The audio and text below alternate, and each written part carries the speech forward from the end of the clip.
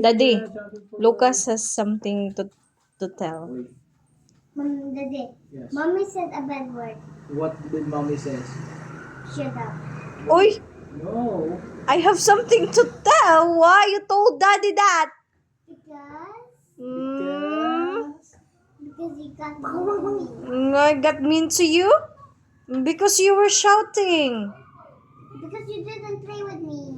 And I have a customer. I don't do that because mommy has work. So what can we cannot buy food. No, I really have something to tell you because Lucas told me so. Wait, what is it? What is it? What is it? You want to hear it there? What is it? Look, Lucas must say it to me. Two. Two. Today. Nay.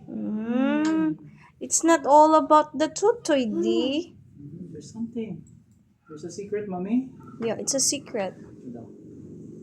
Secret that. He asked me What is it, mommy? Ucha.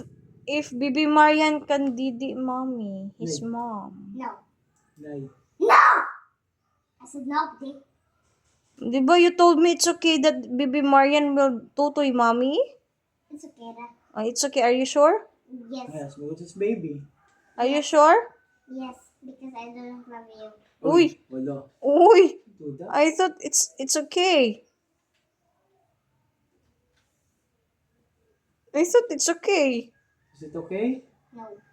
And he Why? also told me there's one more. And he also What is told me it? that it's okay to have a baby sister. You want it? Yes.